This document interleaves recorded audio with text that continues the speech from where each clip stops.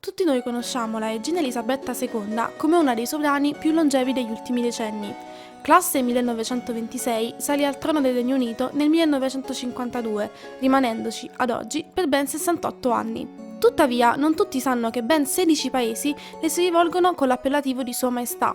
Ebbene sì, Elisabetta non è solo regina del Regno Unito, ma di altre 15 nazioni che formano i reami del Commonwealth, tra cui figurano grandi stati come la Nuova Zelanda, l'Australia e il Canada.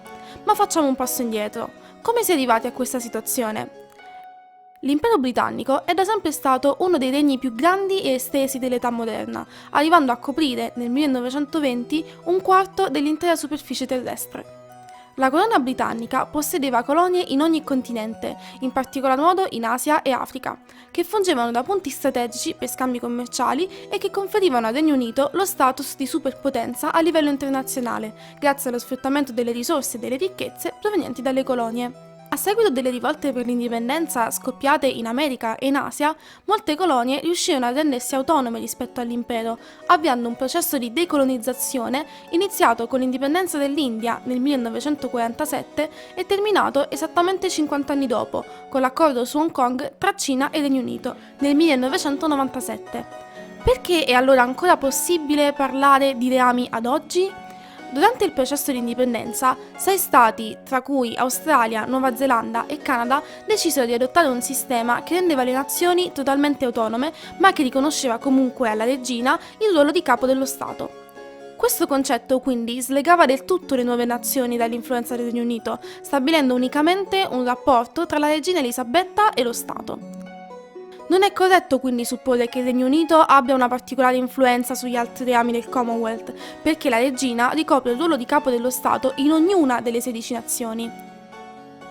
È come se ogni Stato avesse una propria regina Elisabetta, che però è condivisa con altri Stati. Questo rende ognuno dei 16 reami una monarchia costituzionale. La sovrana, non potendo essere fisicamente presente nello stesso momento in tutte le nazioni, nomina un governatore generale, che esercita i poteri a nome della regina in qualità di rappresentante della monarchia. Pertanto, il governatore funge da garante della Costituzione e svolge funzioni cerimoniali all'interno dello Stato. Questi 16 stati formano i reami del Commonwealth, che si differenziano dal Commonwealth delle Nazioni, il quale invece include i reami, alcune ex colonie dell'impero britannico e altri stati.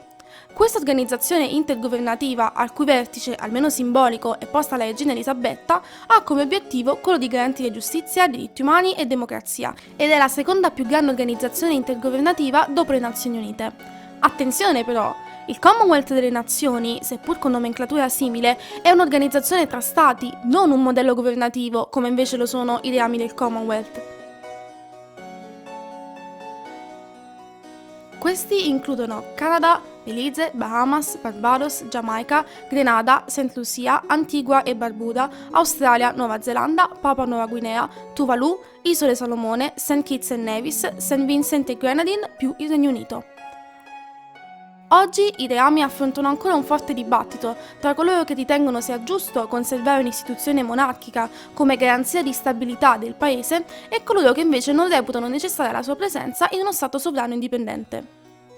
Solo il tempo potrà dirci se l'istituzione del Commonwealth manterrà la sua forma integrale anche con i prossimi sovrani del Regno Unito o se cadrà in desuetudine sostituito da forme governative alternative. Spero che il video vi sia piaciuto e vi invito a lasciare un mi piace e a iscrivervi al canale. Vi aspetto al prossimo episodio di Ace Talk. A presto!